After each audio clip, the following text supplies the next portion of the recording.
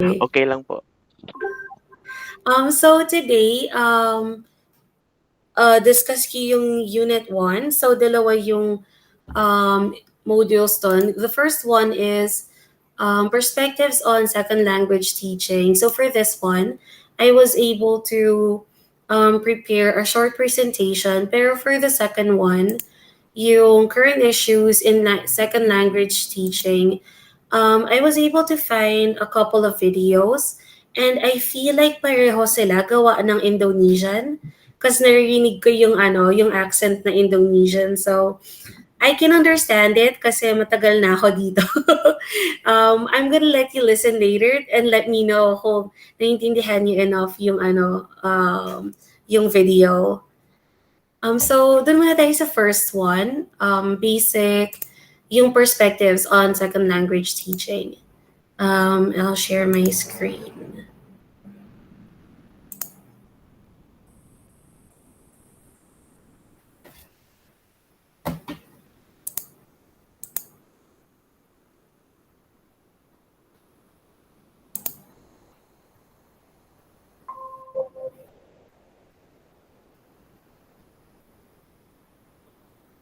Na-share na po ba? Or not yet? Not yet. Click mo yung yung parang mirror.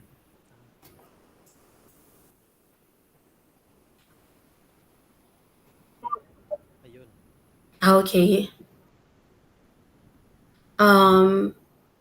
Naglo-load pa po yung aking PowerPoint. I'm so sorry. No problem. So, Sir Kevin, ano na pong balita sa exam nyo? So tuloy tuloy po talaga. And then with surprise participation with Ma'am Eden. Why? Oh my God! As in, super talaga. As in, explode talaga. Kinabahan ako para kay Sir Kevin, Sir Jan, at kay Ria. Kasi wala preparation. Tapos sabi ni Ria, ano nga ba yung email ad mo, Eden? Tapos sabi niya, sa'yo ba to? Ikaw ba yan? Oh my God. Oh my God, email ko yan! Paano nangyari yun? Kasi, diba, nag-apply ako. Ay, hindi, mag-a-apply pa lang ako. Pero sinabihan ko yung OUR na mag-a-apply ako. Tapos sinabi niya na pwede niya bang i-forward na lang diretso sa admissions yung TCG. Yung June 1, sabi niya sabi niya yung June 10, ma'am, na forward ko na po ang TCG nyo nung June 1. So baka yun lang yung kailangan doon sa sa admissions, yung TCG lang, yung true copy of grades. Bakit hindi ka man lang nila in-update about that? Surprise, surprise! Buti na lang po talaga, nagsabay-sabay tayo ng aral. As in, super God, talaga to, like, divine, divine intervention. Oh my God! My gosh, good luck. Wala akong bayad, wala akong motivation letter. Di ba sabi ko sa'yo, wala akong motivation, hindi pa ako nakapagsulat ng motivation letter, tsaka yung bayad. Grabe. Easy lang pala yung kailangan nila. Pinahihirapan pa ako ng bonggang-bongga. My God, nag-iisip pa ako, na-stress pa ako, anong isulat ko sa motivation letter ko. Baka hindi. Baka nagulong po nila? As in, super talaga.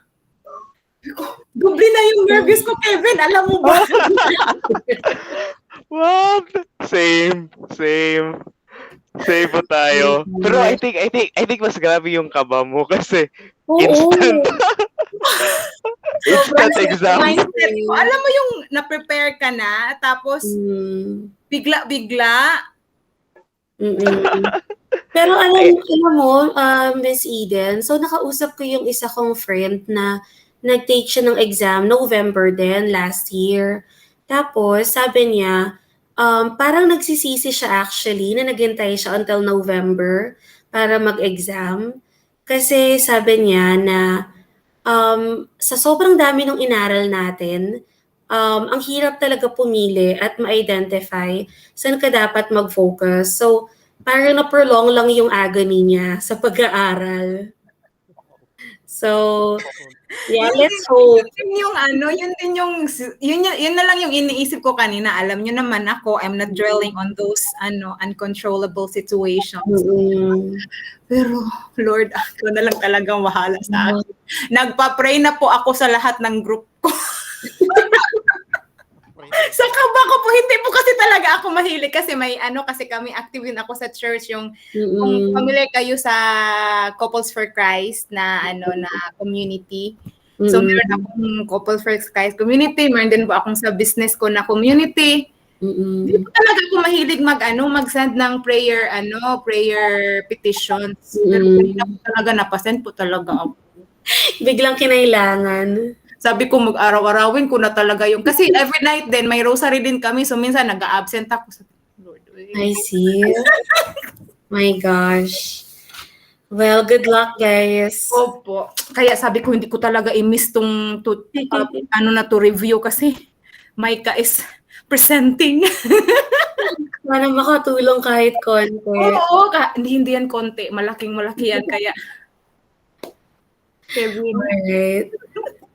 So, if you're ready, guys, Yes. punta tayo dun sa first topic natin for tonight. So, perspectives on second language teaching. So, dito sa topic na to, there are three main perspectives that we are gonna talk about. Number one, yung linguistic perspective, and then social-linguistic perspective, and then political and or ideological perspective. So we're gonna talk about the linguistic perspective first. So for linguistic perspective, um, it's very much focused on linguistics or yung traditional na idea natin of what language is. So it has two focuses. Number one is lexical. So lexical, it's just basically teaching that focuses on words and their meanings. So if you're going to look at it, parang it's the simplest way of looking at second language teaching. Tapos yung other form of linguistic or other focus of linguistic perspective is syntactic in nature. So under syntactic, meron pang iba-iba na focuses under it. So the first one is rules of grammar, and this is the most traditional one. So this involves rules with respect with the traditional parts of speech, namely noun, verb, pronoun, adjectives, adverbs, conjunctions, interjections, and prepositions. So, dito sa rules of grammar, papasok yung parts of speech. So, if ang focus ng second language teacher is only on teaching the child the parts of speech, then they are adhering to um, the rules of grammar na perspective ng teaching. And then the other one is sentence patterns, a focus on sentence patterns, which is structural. So for this one, it goes outside of a per word basis. So it looks at the combination of the words within a sentence. So yung mga familiar tayo na sentence patterns are like noun plus verb. For example, like the boy is singing, or yung mga mas complex na SVDO, SVO. So kapag yung teacher, ganun yung way niya of teaching second language, nag-adhere siya dun sa structural perspective. And then the last one is a focus on mental structures or cognitive. So this theorizes that sentence patterns come from one basic deep structure. So in a way, mental structures and sentence patterns are very much related. So yung mental structures, it agrees na to teach language, you need to learn sentence patterns. But at the same time, dun sa mga theorists who adhere to the cognitive focus, sinasabi nila na you don't really have to memorize all of the sentence patterns. You just need one basic pattern. So a lot of them say na yung basic pattern is noun plus verb. And then sinasabi nila na as long as you understand the noun plus verb pattern, you can add any other words there to create a multitude of patterns.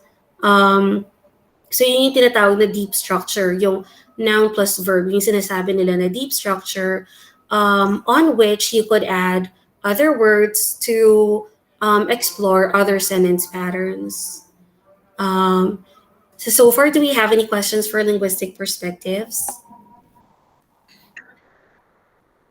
Meron po ba? Sige, continue. Thank you. All right. So in general, linguistic perspectives, teachers who adhere to this teach language with little consideration for social or cultural context within which it occurs. So talagang ang focus lang nila is to teach vocabulary and sentence patterns, and that's it. So ito yung mga times na papabasa mo lang sa bata, papakabisado mo, yung mga sentence patterns, pero hindi mo talaga pinapapractice sa kanila in natural environments or hindi mo tinuturo sa kanila in natural settings. So moving on, now we are going to look at social linguistic perspective. So under this, it has 6 focuses. So let's go to functional focus first. So functional focus, it refers to the social functions of language. So for example, yung isang teacher, ang goal niya is, tuturuan ko tong batang to kung paano umorder sa McDonald's. Specific talaga yung McDonald's. Tuturuan ko tong bata na to paano humingi ng laruan sa parents niya, ganon. So, some teachers do that. Dun sila sa function of focus. And then the next one is conceptual focus. This allows the second or foreign language teacher to work with concepts and beliefs that are formed in the target language. So some examples of these concepts are notions of time or notions of relation. So imbis na magsasabay-sabay ka ng ituturo for one specific function, ang pagsasabay-sabayin mong ituro is based on the concept. So for example, I'll think, okay, today ang lahat ng ituturo ko ay spatial concepts lang. So magtuturo lang ako ng prepositions. And then the next time, lahat ng tuturo ko ngayon ay temporal concepts lang. So everything I'm gonna teach today is about time. So may mga ganong teachers who approach language teaching that way. And then focus on rules of use. This refers to perceptions of appropriateness in the use of a language. So this is a focus of rules on rules of use. It pertains to pragmatic rules. So it mainly talks about teaching the child how to choose their language based on who they're talking to or where they're using that language. So for example, you're going to speak differently to your boss compared to your friends, or you're going to speak differently in class compared to at home. So you are going to teach the child whatever language is appropriate for any of those contexts. And then focus on tasks. So this looks at tasks as being multifunctional with many meanings and many rules. So dito sa focus on tasks, medyo mas integrative siya. So parang pinagko-combine niya yung functional, conceptual, and focus on rules of use. So what it is saying is that kailangan tignan mo ano yung specific task ng bata, and then parang hihimay-himayin mo siya, and then tuturuan mo yung mga bata based on those different factors. So let's say ang task is para maka-participate yung bata sa group activity. So you're going to look at the functional focus. So maging functional focus mo dito is paano ko matuturuan yung bata na manghiram ng glue? So, yun yung sa functional focus. And then, conceptual focus, you're going to think, okay, for today, ang ituturo ko sa kanya ay mga pangalan ng mga things that you use in school. So like glue, scissors, paper, and then tuturuan mo rin siya ng rules of use. So sa certain task na to, anong konteksto, sinong kausap niya, nasaan siya, habang ginagawa yung group activity na yun. So in a way, yung focus on tasks is integrative because it looks at the first three focuses and then puts them all together into the context of a specific task. And then focus on content. This draws on the influences of the functional, conceptual, and pragmatic perspectives similar to tasks, and it is also content based. So, dito natin makikita yung mga um, kapag ang kailangan ituro sa bata is English subject or kailangan ituro sa kanya is science. So, ang ituturo ng teacher is yung vocabulary, sentence structures, and pragmatic rules that are specific to the subject that she or he is trying to teach the children. And then last is focus on conditions of language learning or social cognitive approach.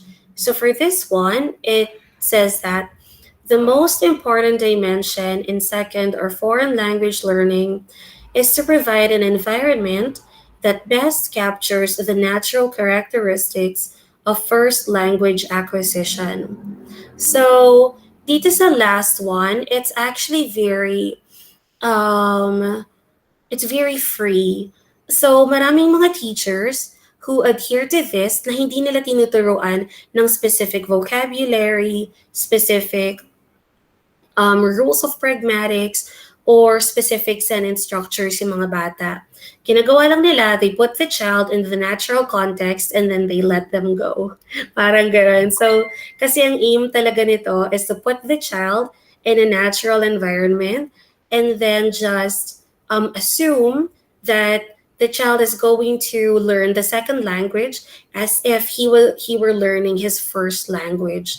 Because we have to remember sa first language, basta malagay yung bata dun sa context where he keeps on hearing the language being used in the appropriate context without direct instructions, natututo sila ng first language. So, yung sa social cognitive approach, they believe that second language can be learned the same way.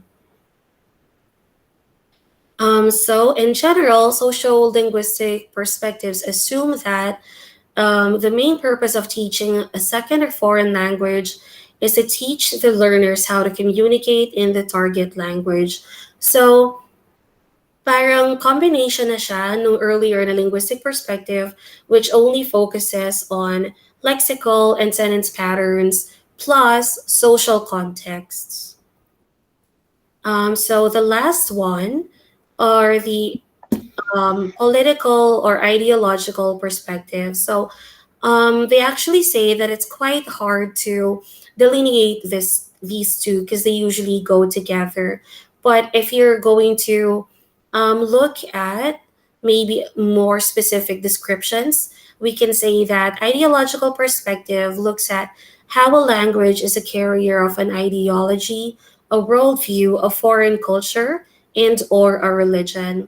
And then political perspective refers to how language teaching contributes to the maintenance of power relations both in the classroom and in the society where such teaching occurs. So, if you are going to look at some examples, ang pinakamalaki talaga na example is colonization.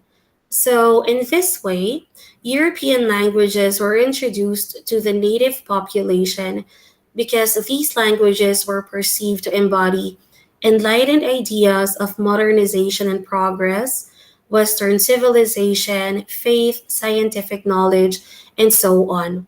So if you're just going to listen to those, you're going to think na, okay, so colonization, it's just coming from an ideological perspective. But we have to remember that the reason na gusto nilang ituro yung ideology nila, yung culture nila, and yung religion nila is because they want to acquire and stay in power. So that's where politics comes in. So if you're merely sharing your ideologies, then that's fine. Pero when you're using it as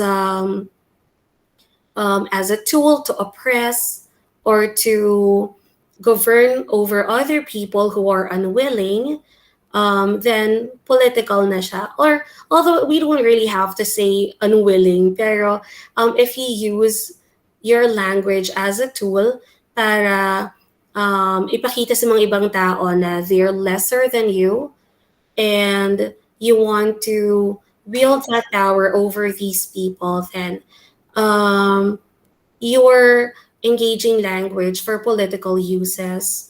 And then based on these two, um, they say na dapat yung mga teachers, they shouldn't just focus on linguistics or social linguistics. It is also our responsibility to always remember that language carries with it political and ideological aspects. Now, when we teach children a foreign language, we should be very careful on our reasons for teaching and how we teach the language. So, are we using it to empower the children or are we using it to oppress them? So, in this way, if we think about this when we teach language, we can be critical. Speech, that's me, I'm sorry. We can be critical second language teachers. And that's it. Thank you. So, yun muna yun sa perspectives. Do we have any questions? Perspective. I-open ko nga yung Google ko. Ay, nako. Okay ka lang dyan, Miss Eden? Kalata ba? Ay, naku talaga. Basta tatlong perspectives. Okay. Put that in mind. Hello, Miss Ria. Good evening. Hi, good evening. Gosh, what a day. Ah. Oh my gosh, lahat kayo. Student denier, grabe. I don't know. I don't know if I'm not ready for the exam tomorrow, but there's no other time.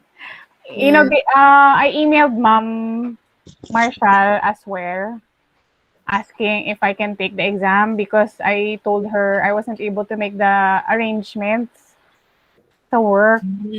And then she emailed me back, sabi niya, she emailed us na daw last week saying na July 24 yung exam. Pero gusto ko sana makipag-argue, Ma'am, you said might.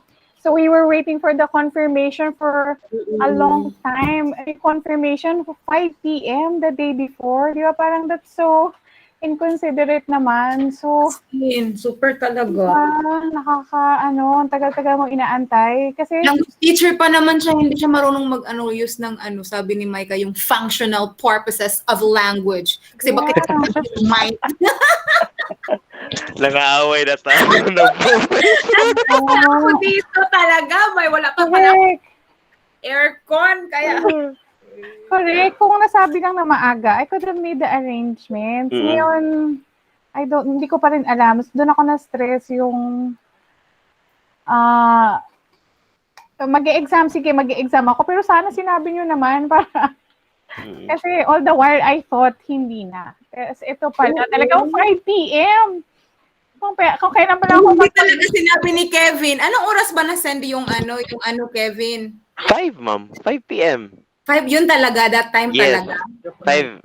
Diba? Less than 24 hours even.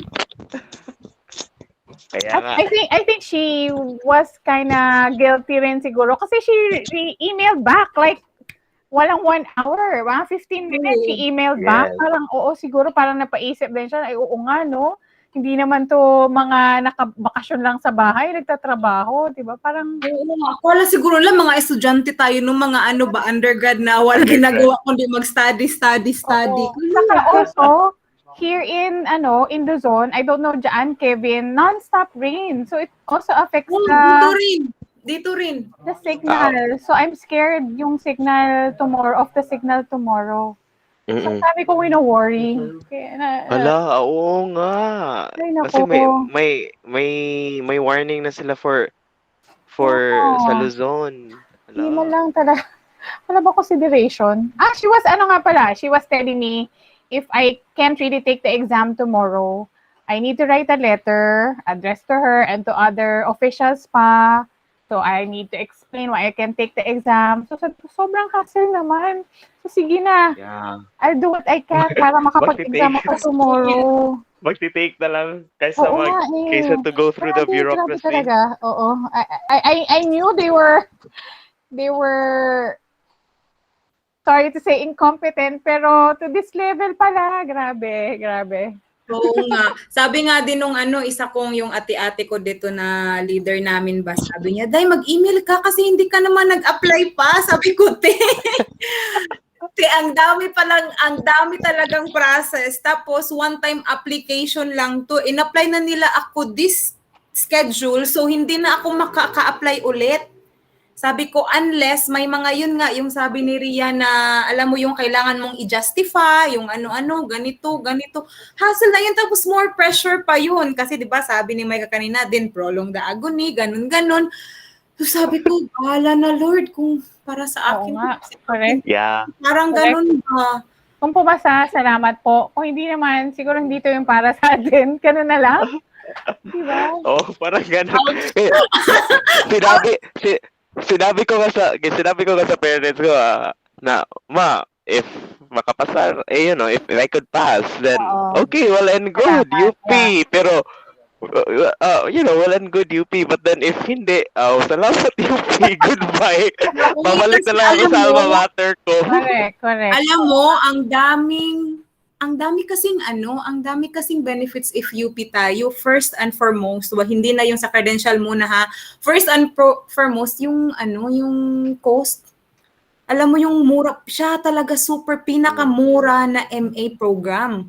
Kahit nasabihin natin na madugo, pero pinakamura talaga siya. At saka like for example ha, yung ko dito, yung mga kasama ko sa work, ang ang first sem nila nasa 30,000, whereas sa atin nasa 8,000 lang. 'Di ba? How much will that cost for us kung 3 sems tayo? So 30 to 60,000 one sem nila yun. What school is this? Yes, even sa school ko that ngayon sila Christian sila, tas yung ko sa Cebu, Kevin, yung sa CTU Kevin ba, nag-inquire kasi ako doon, 60,000. Talaga po? Yes. What? CTU is a state college. state U. Oh, state college siya, pero kasi offshore ako. Ang ko, Ay, yes, kaya offshore. Pero ma'am, hindi ka naman considered offshore if Yes, you're a sinabi ko na, Filipino pero kasi citizen. daw, ina-access ko daw yung site nila offshore. Kaya 3,000 Ay. per unit ako. Tapos ang sa Philippines, 1,000 per unit lang. Mm-mm. Imagine mo, so Eh. very, 1,000, like $1,000 one sem? Saan ako kukuha nun? Sweldo ko na yun. Ay, grabe. Oo, tapos Sorry, Micah, I am Jana. Hindi ko yung matapos, so sorry. Oo. So yun, the second is yun nga, yung benefits natin, credential ng school, tapos rigid talaga yung training. So talagang laking benefits niya kung makapasa tayo. Kaya nga dito nagre-review tayo, di ba? Hopefully talaga review. po. Miracle na lang talaga. Sir John, hindi ka maririnig ng masyado. Ay, ganun ba? Ito. Bakit kaya? It's okay Hindi pa na. rin, sir. It's working. Hindi, baka sa mo, sir, sa volume ng mo. Volume? Ayan! Yeah, there. Oh, ayun. Kaya pala. Yeah. Kaya pala hindi kayo nag-react. Oo! Kaya pala ako. Nakausap mo yung yung girlfriend mo dyan, yung love mo dyan, kaya hindi ka, hindi. Okay. Ko-comment ko lang Yan. May kasi, may ibang school dito sa Thailand na parehas yung offer. Kaya lang, tama yung sinabi ni Miss Eden, mahal. Tapos hindi naman sa dinadown ko yung ibang school. Kaya lang kasi ang gusto nila yung tanggap lang ng tanggap. Sige, enroll ka na, saka na yung TOR mo, ganyan-ganyan. Tapos pag nasa kalagitnaan ka na, saka ka na iipitin. Ay, hindi yata ito makikredit, mga ganyan. Tapos Tapos, nakabayad ka na. nakabayad ka na. Paano yun, di ba? Mm. So, Itong yun. sa UP, hindi ka naman matatanggap kung kulang yung papers mo, di ba? Baliktad. Yun dapat. Paperwork muna bago ka tanggapin. Dito, bayad ka muna, tanggap ka na. Actually, sir, marami din sa taga-Vietnam na kumukuha ang school nila nasa Thailand. Alam ko yun. Yes, pumupunta sila dyan every month. Dati nung wala pang pandemic, sila pumupunta dyan every month. Anong pangalan? St. Roberts? Hindi ko alam, sir, kasi hindi ako nag-enroll. Ang dami kong kilala dito talaga na pumupunta talaga sila dyan every month. Bale, yun, yung St. Roberts, 4 na university sa Pinas ang hawak nila. So, isa sa mga university, Ifugao State University. So, yung iba, hindi ko na maaalala. Pero, yung dating nagpasok sa akin dyan sa Vietnam, nag-aaral siya rito sa St. Roberts. Yes, mga ganun-ganun kasi isa-isang resources lang yan pag Filipino community dito. Yun lang yung maganda. Yun lang yung maganda sa kanila kasi may network. Pwede ka humingi ng tulong, baka kailangan nila ng teacher or something. Kaya nga nakilala ko siya kasi taga St. Roberts. Tapos dati niya akong teacher dito sa Thailand. So nung nangailangan sa Vietnam, ayun, tinawag ako. Okay, tuloy na natin yung discussion. Medyo teka muna. If ever pala, ito na yung official last na review natin with the 5 of them. Pero pwede pa naman kami, Micah and Sir John, bakit hindi ka nasali sa email? Mas ikaw pa yung may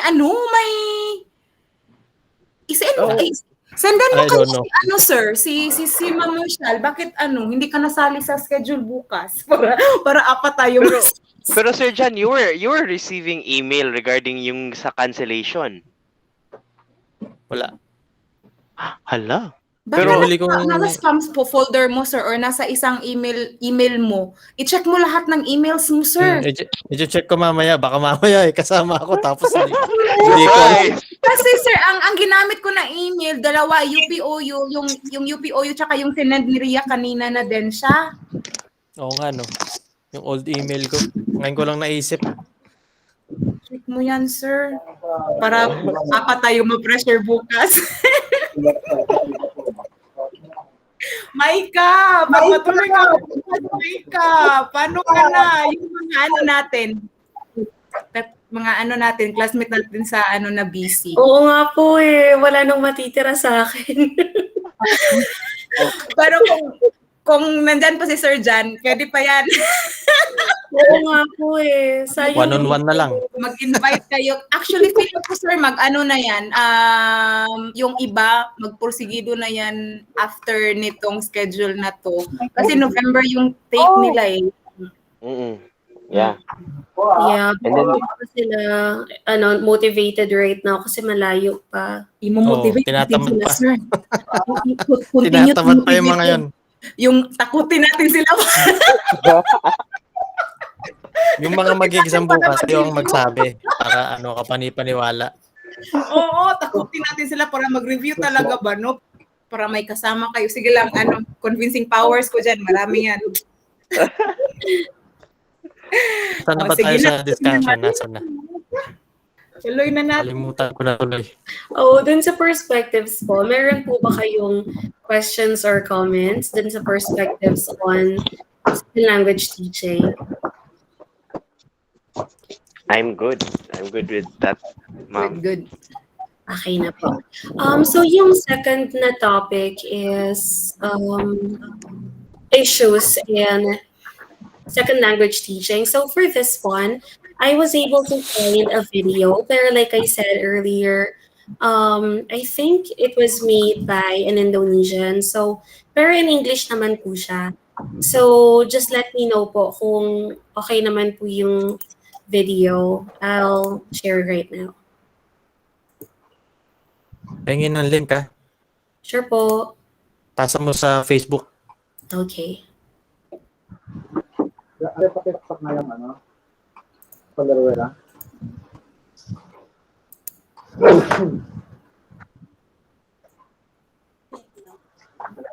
Can you see it po, yung screen?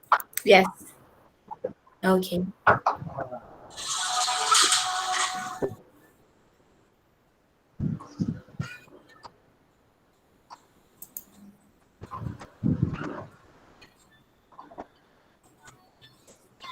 It is critical to be good at grammar. Maximize. Ayun, full screen.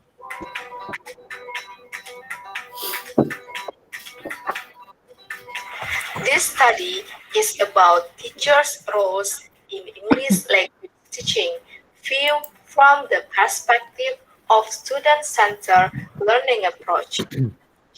It is aimed at investigating the teachers' roles in teaching the language to the students based on student-centered learning and enlarging the knowledge of the language teachers' roles in teaching in order to help them to be more professional in their field.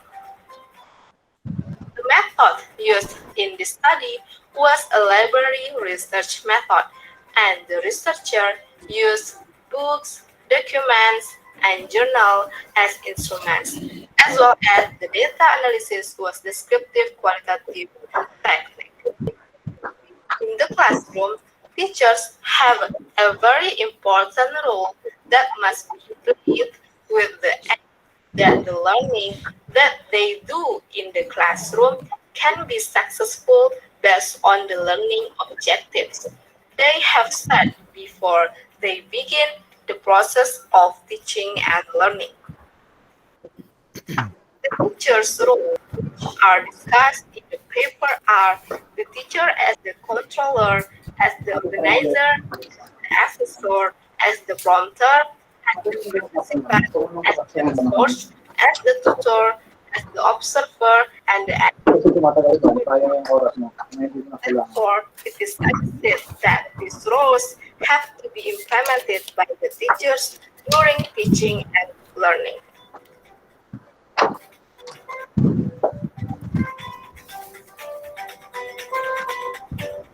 The study explored the effectiveness of task-based language teaching and content-based language teaching on the reading ability of military English learners.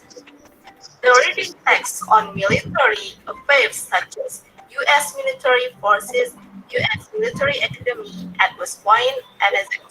were taught under the principle of content-based language teaching. Then, the related exercise and the researcher and teacher give motivation, use picture, audio, PowerPoint, and etc. The classroom activities includes brief quiz, students brainstorming of some question for group discussion, presentation made by students to share information, and a whole group reviewing key scene for group discussion and analysis. Some reading texts were taught but under principle of task-based language teaching. The students had to finish specially designed reading texts such as draw an information table after reading the text, discussion, carry out a class survey, then write a survey report, and etc. The result showed that both the task-based language teaching and content-based language teaching group improved significantly regarding their reading ability. It can be concluded that both are effective in teaching reading comprehension to learners of military English.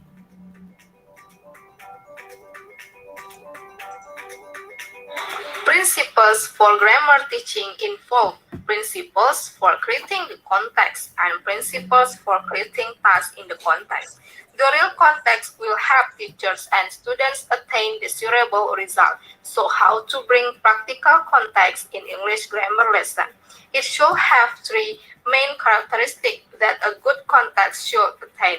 They are authentic, informative, and interesting.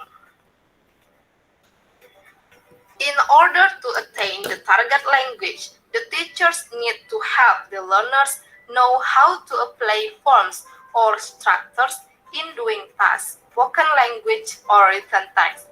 There are some activities such as role play, games, paid work, interview, and etc. that enhance the learners to learn without any fear in the classroom. The goals of grammar teaching. First, every student should complete school with the ability to communicate comfortably and effectively in both spoken and written standard English. They will be aware of when using standard English is appropriate. Second, the learners must acquire basic knowledge as well as advanced knowledge about English grammar. They are able to analyze the grammatical structure of sentences in English texts. Finally, with the purposes of proficiency in communication, learners should attain at least their goals for studying, and then they can take part in society and deal with foreigners after mastering it. The rules of grammar in communicative language teaching.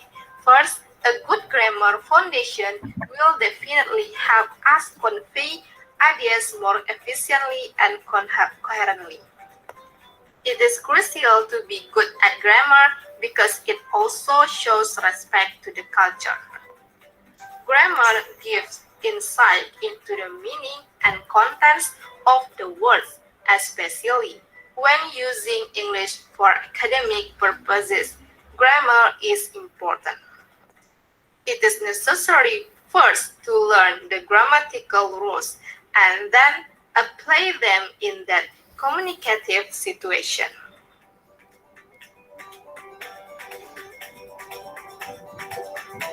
The study investigates the advantage and disadvantage of using translation in language teaching from linguistic, humanistic, and practical perspective. The results show that Iranian students had positive attitude towards the use of translation in English language classroom, and there are perceptions in two parts, namely time efficiency and bilingual dictionaries. Iranian EFL students consider the use of translation in language teaching as time-saving technique. The translation can save time and promote students' motivation. About bilingual dictionaries, the students believe that bilingual dictionaries were more helpful than monolingual English dictionaries.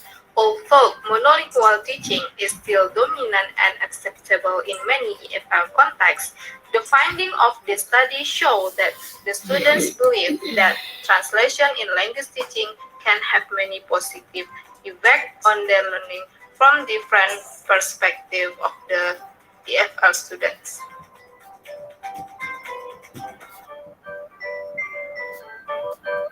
The study aimed to find out different methods employed by English teachers in teaching English subject and the method to teach English subject at SMA MBS Yogyakarta. The researcher interviewed two English teachers to know the difficulties in teaching English subject and observe all English teachers. Based on the result of the study, the English teachers in teaching English subject for second grade students, there are some methods used by them, such as grammar, translation method, cooperative learning method, and reading method. This method can be considered as the eclectic method. There is no different method in teaching English subject at SMA MBS Yogyakarta because all of English teachers relatively use the same method, that is eclectic method. The difficulties encountered by English teachers in teaching is categorized into non-academic problems. They are classroom management and limited learning source.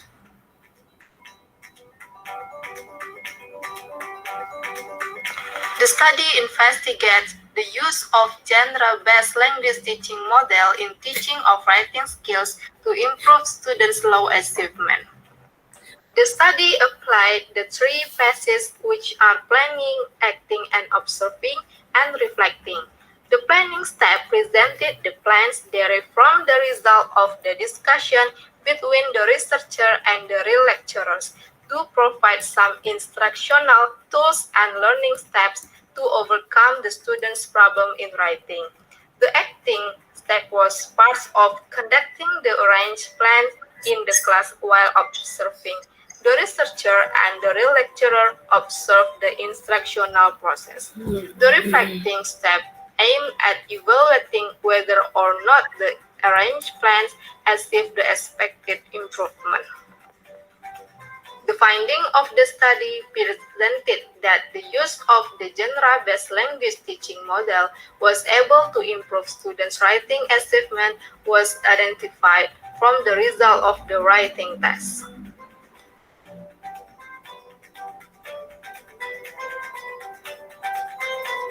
The study investigated whether peer editing as a way of developing writing skills of students at an ELT department or not. The study indicated that participants had problems in writing class before peer editing cycle in terms of constructing sentences, following criteria, writing in an efficient way, interest in writing class, and etc. Then the participants had positive view in writing class after peer editing cycle in terms of following criteria, organizing writing, writing coherent paragraph, recognizing their mistakes, beneficial experience in writing class, and etc. And then the evaluation by peers with a new perspective, comparing their papers with other, learning vocabulary items and new ideas, learning how to evaluate a writing assignment, and etc. The participants show disadvantage of peer editing in terms of their peers' behaviors in dealing with mistakes without checking correct usage and etc. The result indicated peer editing can be used in writing class as an alternative way of developing ELT students' writing skills.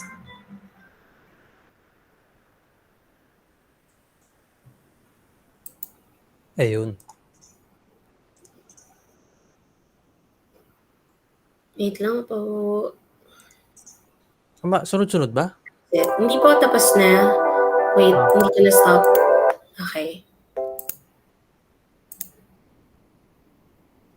Peke ng link. Lagay mo na sa sa Facebook.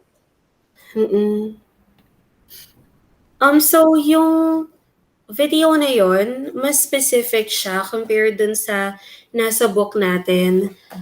Yung nasa video, meron silang specific na study na ginawa for Indonesians. Tapos based on that, tsaka sila nag-extract ng mga issues that they were able to observe.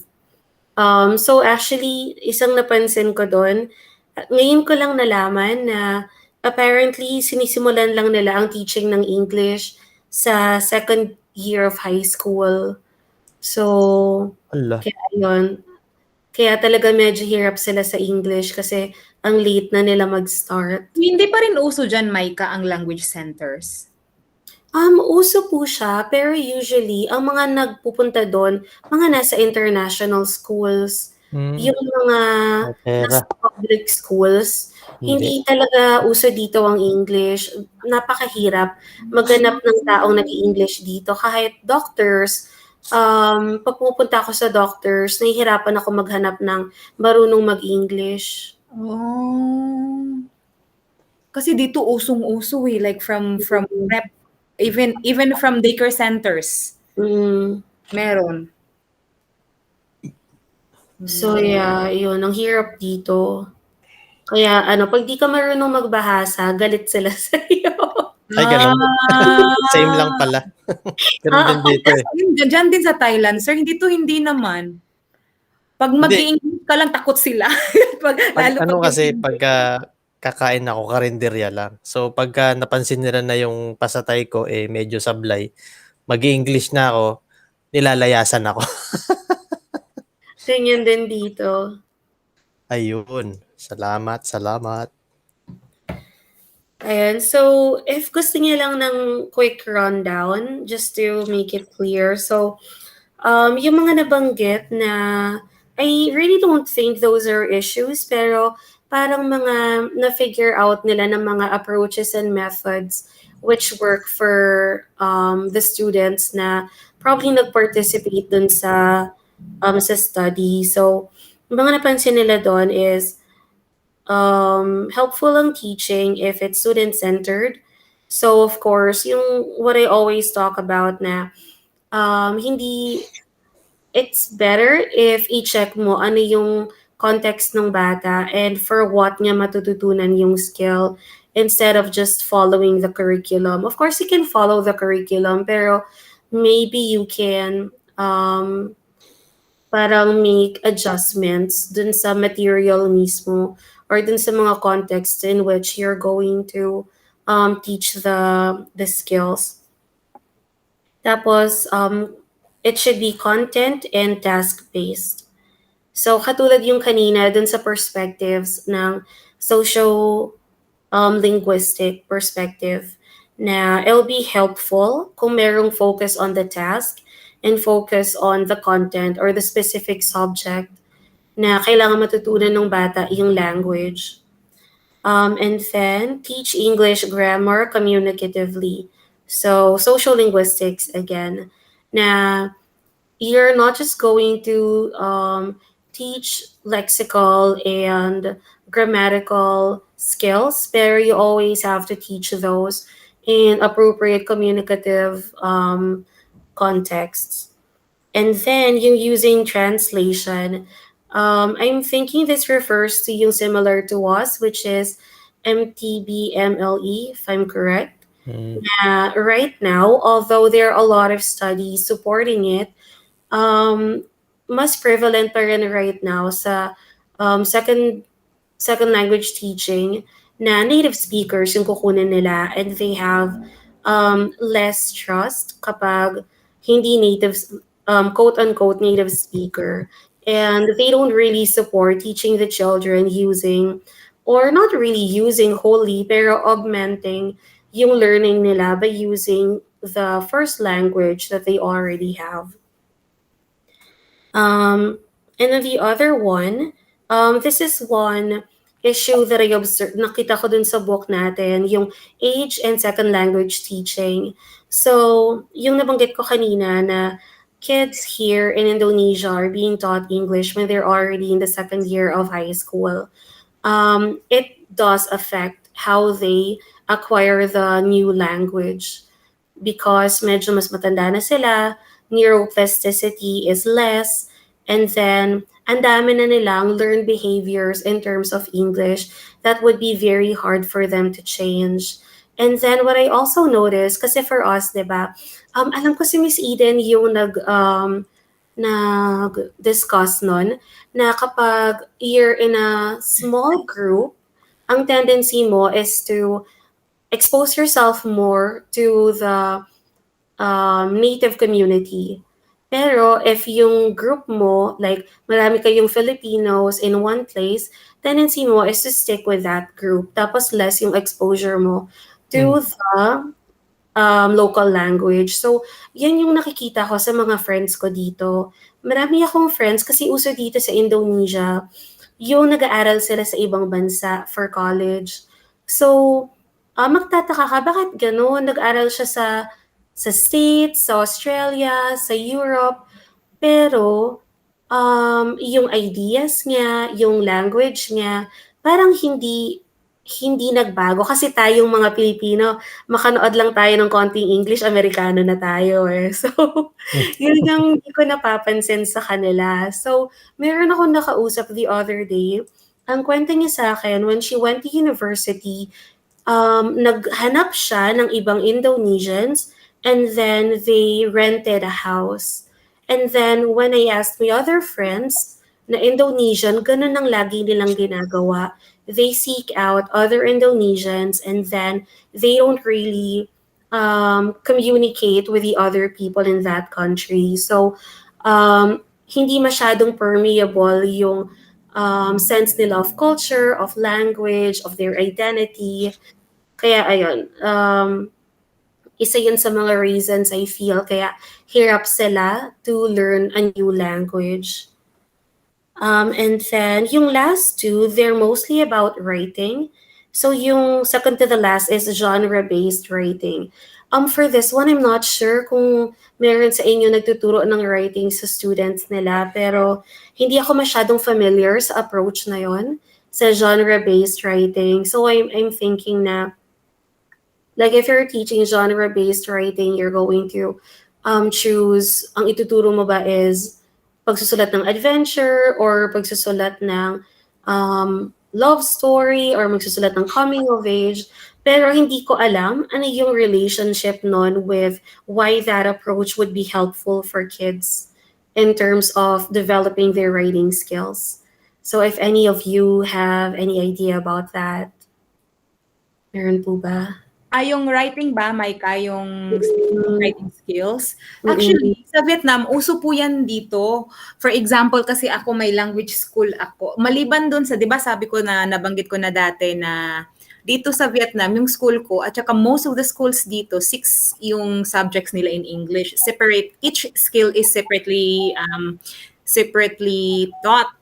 For example, yung sa writing Wow. skill. Yes, it's separately taught. For example, sir, yung grade 7. Grade 7 is focus lang sila dun sa paragraph making. Paragraph writing. Yes, for the whole year, yan lang yung focus nila sa different topics, different kinds of writing purpose. But we have four major writing purposes: to entertain, to inform, to explain, and to anong yung isa? To inform, to explain. Narrate? Argue? Narrate? Argue. Yes, argue, to persuade. Yun yung 4. To entertain, to persuade, to inform, to entertain, something like that. So yun, so lahat yun, for example,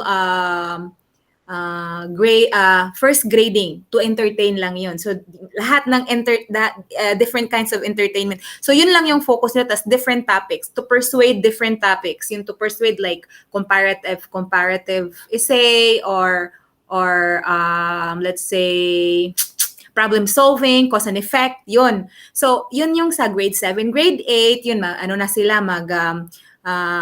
they will go to the next level. Like, kung dati, paragraphing lang sila, ngayon naman, tuturuan na sila ng structure ng essay, ng structure ng story. Yun na yung sinasabi ko na din sa inyo na may mga graphic organizer na sila. So, as a teacher, you need to discriminate what is the graphic organizer fit for story writing and what is the graphic organizer fit for the informative or the expository essays. Kasi magkaiba yun diba? Which ang maraming problema akong na-encounter personally dahil yun nga, hindi naman sa I'm looking down on them. Kaya lang, they don't discriminate kasi what are the specific graphic organizer, which is, as a teacher, kung hindi mo alam yun, mali yung maituro mo sa bata, may mangyayaring confusion. Kasi, yan yung pagtuturo ng writing dito kasi, nasa ang tawag nito, vertical articulation. So for yung vertical articulation, 'di ba, step by step. Tapos mo na lang 'yon. Parang i-review mo yung natutunan mo in the lower level, i-apply mo sa higher level. Ganun 'yon. So, paano sila magiging vertical articulate kung mali yung foundation nila in the lower level? Ganun yun. Yes. So, for example, okay, grade 7 na, paragraphing. So, dapat alam nila yung kung paano yung TEL format, sa paragraphing, sa story, alam nila yung mga basic na elements. Tapos sa grade 8, yun na yung ang dahan-dahan, like story, yung letters, yung ng letters, yung parts ng letters, yung tapos sa grade 9 na, yun na yung gagawa na, start na silang gagawa ng like yung literary analysis, tapos longer stories, yung maging complicated na ba to apply what they've learned from the past. Yun yung sa formal education. So hanggang sa grade 11 nila, grade 12, yung grade 11 nila mag-start na sila sa TOEIC and TOEFL writing. Kasi 'di ba may standard yung TOEFL, IELTS, yun na yung sa school namin yun. Yung sa language centers naman, ang offer nila different courses. For example, writing in IELTS. So, ang magtuturo din sa kanila, yun din yung may alam talaga sa IELTS writing, yung ang ituturo nila na mga vocabulary specific for IELTS exam. Ang structure na ituturo nila for that writing is IELTS writing. Kasi may ano naman, may super similar naman yung, for example, yung TOEFL at IELTS writing, but may differences din sila. So, ang itinuturo ng writing teachers doon is yung skills at strategies, techniques sa IELTS exam at sa TOEFL writing exam. Yun yung naintindihan ko sa, anong tawag dyan, Maika? Ang dami kong sinasabi, alam yung tawag doon. Ano po? Genre-based writing. Yes, yung genre-based writing. Kasi specific skill specific genre yung tinuturo nila. Which is very familiar ako dun kasi nga meron din akong for example, yung skill ko na tinuturo sa language school ko, debating skill. So mostly, tinuturo ko dun sa kanila kasi mga advanced na yun eh. Tinuturo ko sa kanila, ang genre dun is yung debating skills talaga nila. 'Di ba? Sige, Kevin, ingat ka po. Bye, Sir Alam Kevin. ko, ready ka na. Ikaw ang pinaka-ready. Bye. Hindi po, matutulog na po ako. Bye po. Thank you. Bye. Thank you Good po. luck tomorrow. Bye. Yun ang tinuturo ko doon, yung structure sa debate, yung mga spills ng debate, kasi genre yung genre na tuturo ko is yung debating skill Pero tinuturuan ko din sila ng writing skill. Kasi, how do they organize their speech? So, kailangan din nila ng speech outline.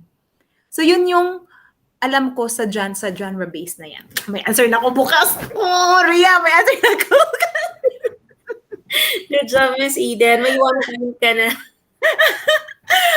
May sige pa, mag-ask ka pa.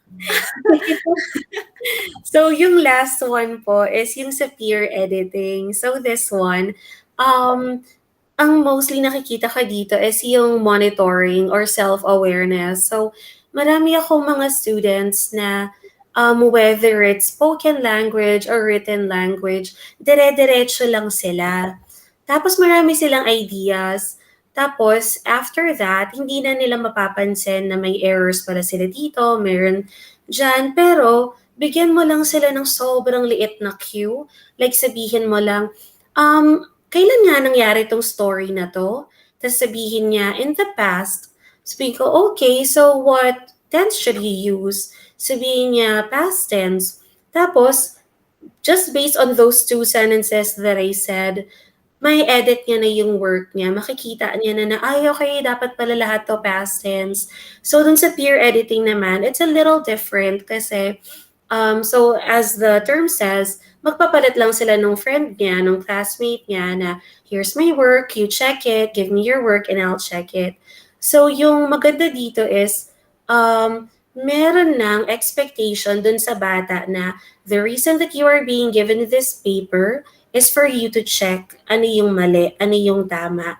So, nakatatak na agad dun sa isip ng bata, okay, my task right now is to look for errors and then I'm going to correct it. So, yun lang lagi yung napapansin ko sa mga students ko na it's not that they don't care, it's that they forget to edit their work. They forget to check their performance. So kapag meron ganon na na-establish mo agad, this is the expectation that I have of you for this task. Nasa-set agad nila yung mind nila, okay, my task here is to check grammatical errors. So I can really tell na I can really say na yung peer editing, it really works. Ikaw, sir, anong masasabi mo dyan? May experience ka ba dyan? Wala. Ang ako naman, ang dami kong experience. No? Sige, ako na. Go lang kung gusto mo lahat yan. Hindi kasi, di ba sa writing process, there are 5 steps. Pero, medyo gahol kasi kami sa oras kasi syempre kasali yun sa sama. Yung problema din sa sa assessment kasama yun. So, wala nang time to have the peer, like yung talagang i-check mo yung lahat ng peer feedback nila. So wala nang time. So ang mangyayari na lang nun is gagawan ko na lang mag-aano na lang ako. Ang sinasabi ko ito na-implement ko last school year kasi may mga grade 8 to yun nga pinapasulat ko sila 'di ba ng essay ng 2,000 story. Tapos, like 1/3 of the class or maybe mga 1/4 sa klase, magaling talaga na magsulat. At saka 1/3 or more, parang hindi talaga interested. Kung hindi ko sila pinipressure na mag-submit, hindi sila mag-submit. 1/4 nun, wala talaga, like zero submission from the start. Even magsulat lang ng topic, hindi nila magawa. So, ang ginawa ko, yes, totoo sir, kasi feeling nila ang dami-daming gagawin. Kasi siguro yun nga yung sa foundation pa lang ng paragraphing nung grade 7 nila, hindi masyadong naituro. So, nahihirapan sila to compose even one sentence on the topic alone. So, ang ginawa ko, ginawa ko sa second sem ko na ginawa, sabi ko, kung hindi talaga kayo magpasa, you cannot really pass this. So, ang ginawa ko, pinair ko sila sa yung magagaling yung, for example, binigay ko ng task ngayon, tapos nagsasubmit agad. Kasi wala na silang gagawin, pinipair ko sila doon, tapos sinasabihan ko lang sila, you just need to guide them the structures that you already know. So, pasusulatin mo sila, tas kung wala silang maisulat, for example, ipapatranslate mo sa kanila yung idea nila. In Vietnamese yung idea nila, ipapatranslate mo sa kanila, tsaka tulungan mo silang maghanap ng English translation nun. Explain mo lang, tapos let them write. Tapos, after na nun, kung meron na silang idea, papasulat mo na. Ganun yung ginagawa ko. Like, you have to walk through them of those kinds of things. Tapos, ang sinasabi, after na nun, yung may tas sasubmit na sila. Nung yung mga lower, low level na mga estudyante. Teacher, I did this. Tapos sinasabihan ko, did you ask, for example, did you ask Bruce to check that already? Tapos sabi niya, yes, teacher, sabi nung partner. Yes, teacher, I already checked that. Tapos yun na yung gagawin ko. Tapos, yun yung ginagawa ko talaga for, kasi wala na kami talagang peer feedback. Mahirap gahol sa time. Kasi, pag pasusulatin mo pa lang sila ng topic, yung mga low student, like it takes 2 to 3 meetings yun. 'Di ba? So may ka lang, for example, may 8 meetings ka lang. Tapos may 2 topic ka pang ituturo. So yun, kaya maano din sa akin, yung tawag nito, advantage din sa akin yung nagpapag-Google Classroom ako kasi lahat ng documents nila ipapag-Google Docs ko.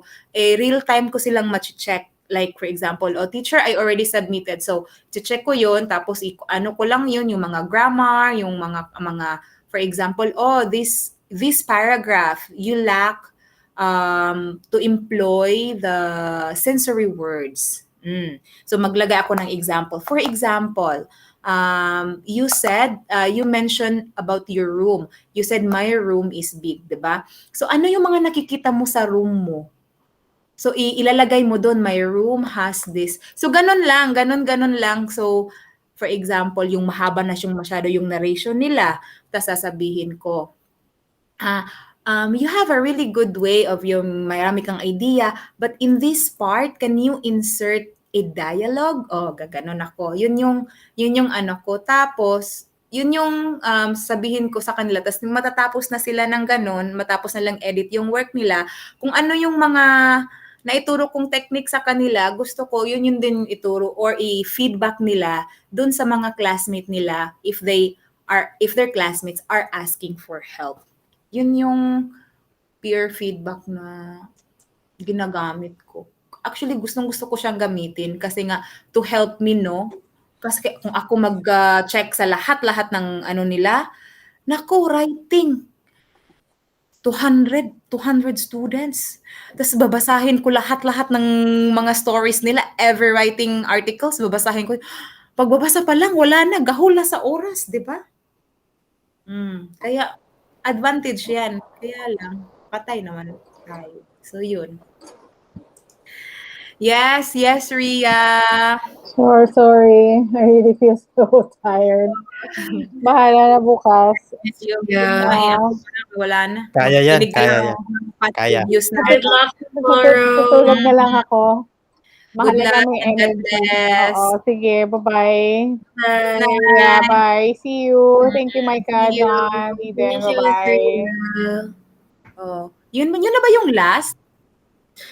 Yes po. Mm-mm. Ano nga yung isa? Content, context, language translation. So yung first po is student-centered teaching. Student-centered approach, yeah. Tapos yung second one is content-based and task-based.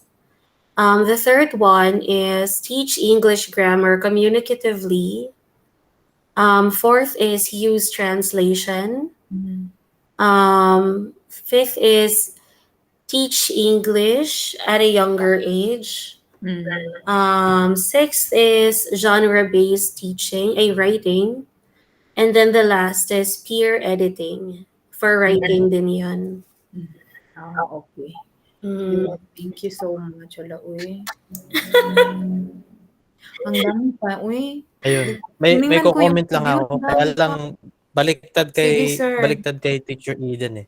Kay Teacher Eden, experience mo, you are doing it to your students. Ako, yung experience ko, yung mga pag-aaral ko nung ako'y bata. So, naalala ko yung, ano ba tawag doon, yung grammar. So, nung ako'y nag-aaral, I remember it, pag nagtuturo, yung lesson namin, it's about grammar, in grammar. It's, hindi ko siya maalala kung paano gamitin or i-apply sa mga daily communication. Maybe that's the reason kung bakit. Kasi napapansin ko yung mga kapwa ko English teachers right now, yung mga na-experience ko, they teach grammar alongside an existing lesson. So halimbawa may lesson sila na parang storytelling or listening, may madadaanan silang grammar, inaano nila, parang bigla nilang i-mention. Segue ba? Kahit konti lang. Parang yung past tense at saka yung present, madaanan lang sa isang article, magkakaroon ng mini lesson at least 5 or 10 minutes. So mas napapansin ko, mas na-apply nung bata. Kasi nung nung nag-aaral, I was really confused. Lalo na yung tenses. Naalala ko 3 lang. And then habang nagkakaedad ako, naging 9 yata yun. So parang, what the hell? So, ayun. nung nag-ano na ako na mismo yung nagturo, napansin ko na mas effective kung yung yun ba yun, yung CLT, CLT ba tawag dun? Parang ituturo mo siya alongside your lesson, yung grammar na yon para makikita ka agad in action. Ano tawag dun sa na yun, binanggit mo kanina? Communicative language Well, teaching ba tawag dun? yeah, teaching English grammar communicatively. Ayun, yun, ganun. Mas okay siya kasi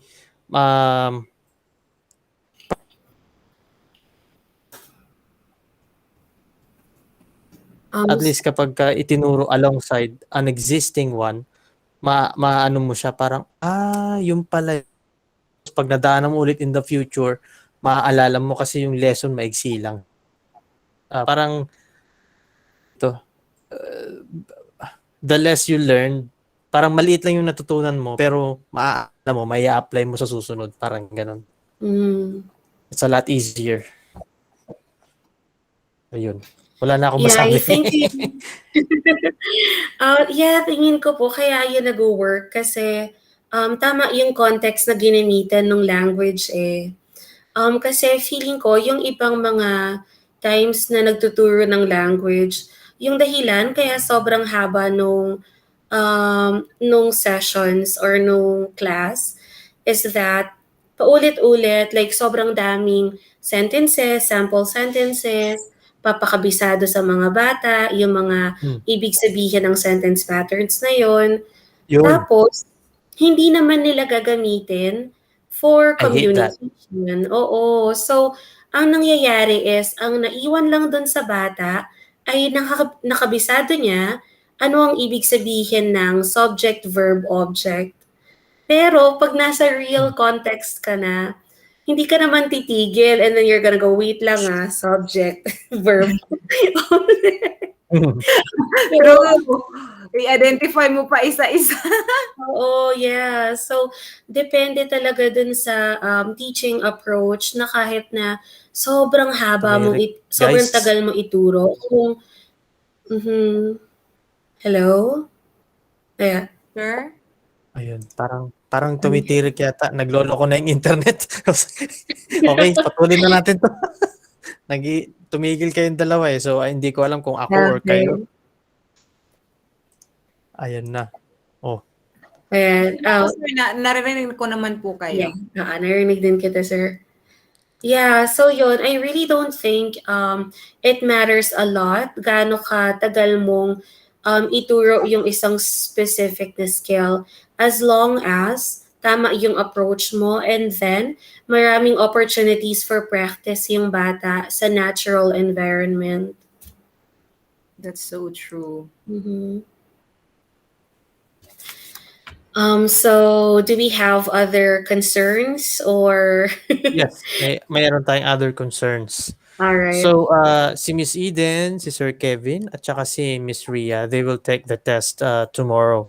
So that leaves both of us. So, Mhm.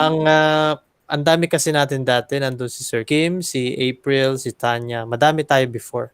And then parang ayaw yata nilang mag-review kasi malayo pa naman, parang ano 'yun. So, ituloy pa ba natin next Monday or to see anong gagawin? What will happen? Ako sir, for sure, dire-diretso pa rin akong mag-review. Ang suggestion ko, if it's okay with you, is once a week na lang. Feeling ko baka mas marami tayong maengganyo kapag once a week lang. Ganun ba? Yeah. Sige, once a week. Baka parang naano siguro sila, parang nai-intimidate. Ay, 3 times a week, parang ano yata 'yan. Mm. Yeah, tapos nakakatawa kasi we aim na 3 times a week para saglit lang tayo mag-aaral. Ang nangyayari, nag-aaral din tayo for 2 hours or more each time. True. So, yeah. Hindi Baka, kasi we bounce ideas from each other.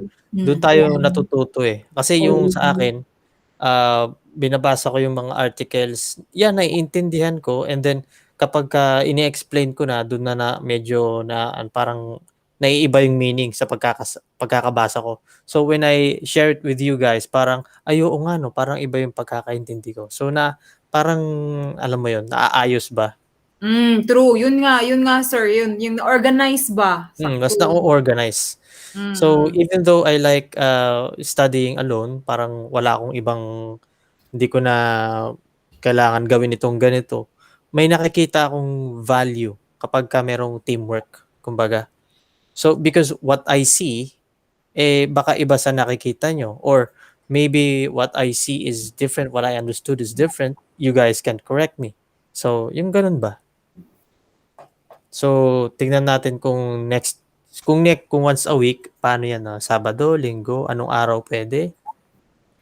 so pag Sunday po, meron po akong activity. So I think Saturday I'm okay. Saturday night, yeah. Okay, Saturday. Sige. So, Tapos, since yung ano yan? baka yun, pwede po nating i-post dun sa group na yun po yung plan every Saturday evening, and then tignan na natin kung ilang tao yung willing to join us. Oo nga, naalala ko yun, parang nung sinabi kong 3 times a week, parang may OMG, parang ganun.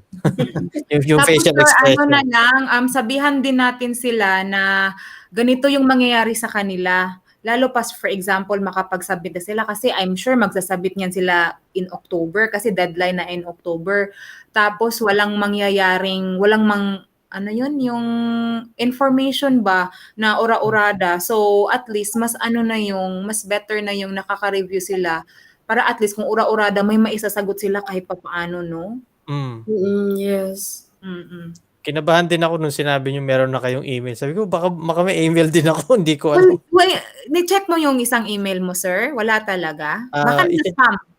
Pagka chinek ko siya ngayon, aalis ako sa Zoom. So, I have to go. So, yeah. So, maya-maya after ng Zoom, makikita ako. Oh, check mo lahat sa junk, sa spam, sa lahat ng folders, sa lahat ng email mo. Nung sinabi mo na yung sabi mo kasi Teacher Eden, meron kang email na ginamit mo pang-enroll, tapos binigyan ka ng email ng UP. Naalala ko, ganun din yung sa akin. Yung ginamit kong pang-enroll, luma na kasi yung email na yun. So, hindi ko na masyado. Doon pa rin nila lahat sinisend, sir. Kahit na mag-email ako sa gamit ang UPOU, nakaka-receive ako both minsan doon lang sa isang primary ko. Oo. Nakakaano rin eh. Kaya pag may mga nababasa akong email from you guys, na for example, may na-receive akong email, check ko yung dalawang yon. Pero usually doon ko siya na-receive sa in-enroll ko, sir. Titignan ko. Wala pa. Tapos marami na pala doon. Baka mag-aya ako kay Sir Kevin, ano? Isang linggo hindi nakapag-review kasi nag-aantay ng message. Ay, oo nga. Isang linggo ba yun? Ang madami. Isang linggo, 3 beses siyang di umattend. Akala natin busy siya or something. Tapos sabi niya, ay, akala ko hindi na tayo nag-aaral. Nandun pala sa kabilang chat room. Oo, i-check mo yan, sir.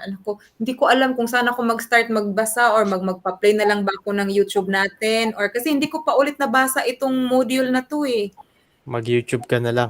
Stop ko na ba to? Or stop ko na yung recording? Apo. Sige. Yun. Stop.